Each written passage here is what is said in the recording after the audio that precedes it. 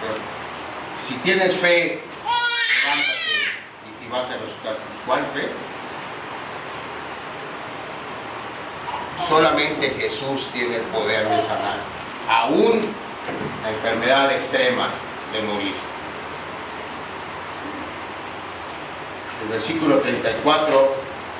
Pero decíamos, el Señor Jesús sanó a todos. Esa es una forma de salvar. Todos fueron sanos. Miren, vamos otra vez a Lucas 4. Porque el pasaje de Lucas puede ayudarnos mucho a entender. Lucas 4.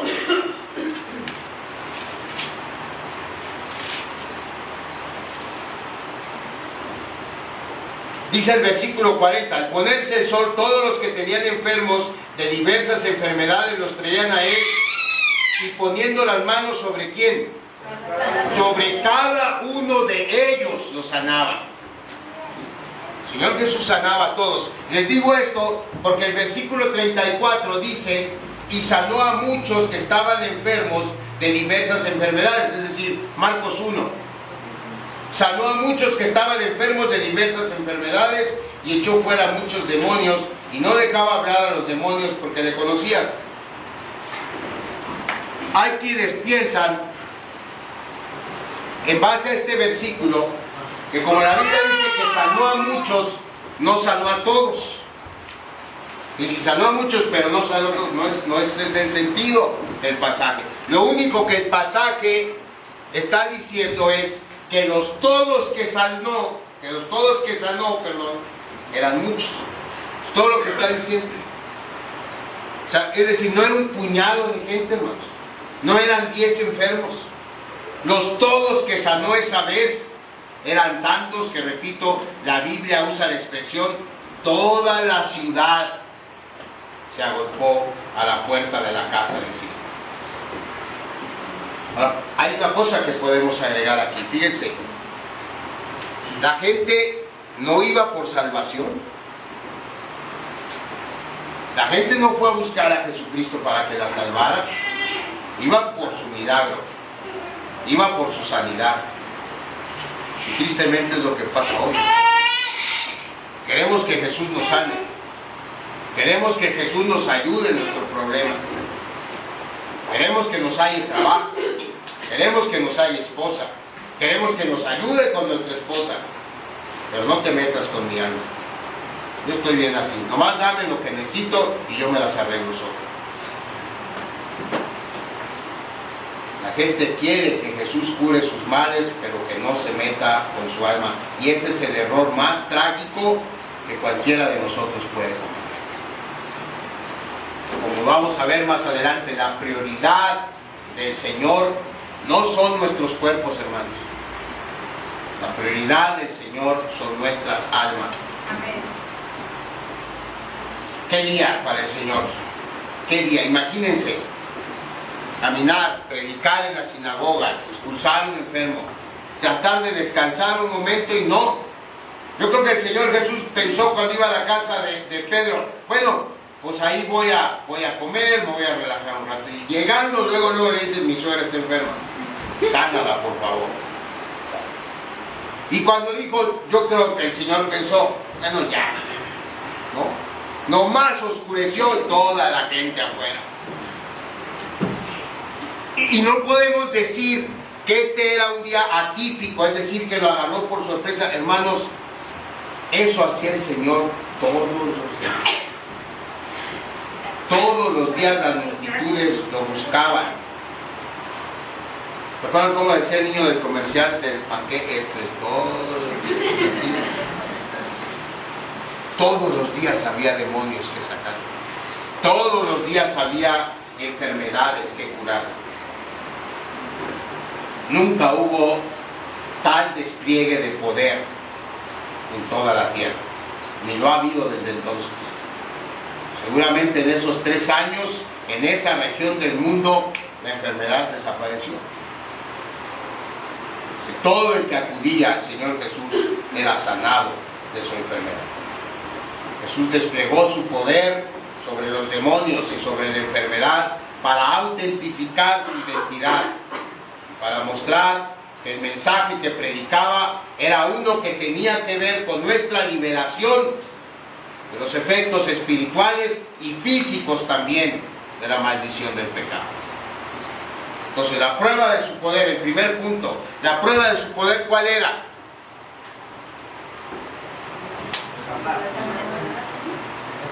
Los milagros, hermanos.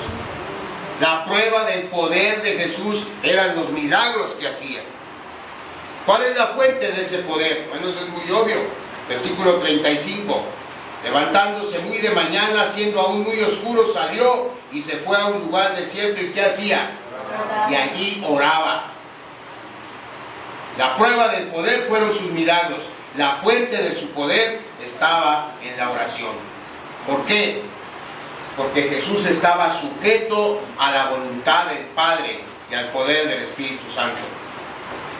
Así que todo el tiempo buscaba esa comunión con ambos, porque dependía de ella. Hemos dicho en otras ocasiones, es un misterio cómo es que la naturaleza humana y la naturaleza divina del Señor Jesús estaban unidas, pero sin mezclarse, sin confundirse, sin dividirse, sin separarse. Es uno de los grandes misterios.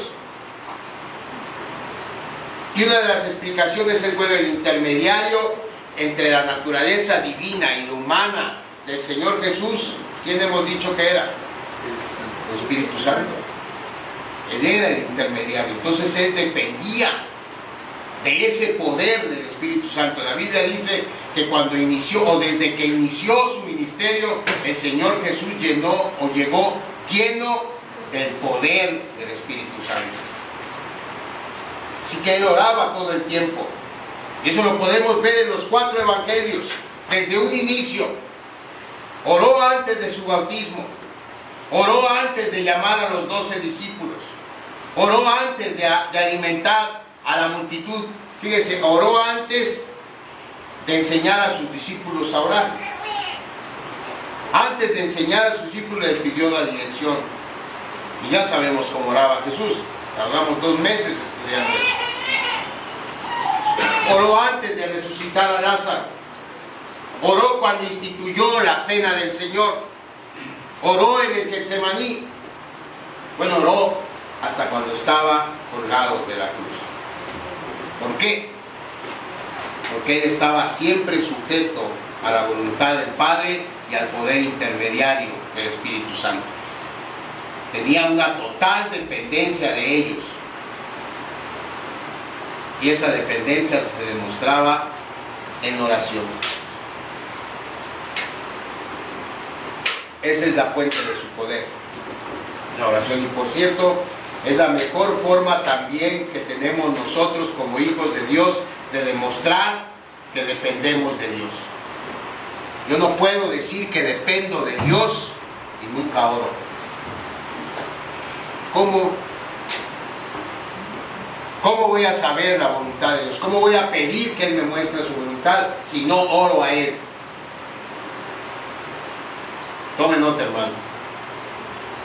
Si dependemos de Dios, debemos orar a Dios. Un punto final.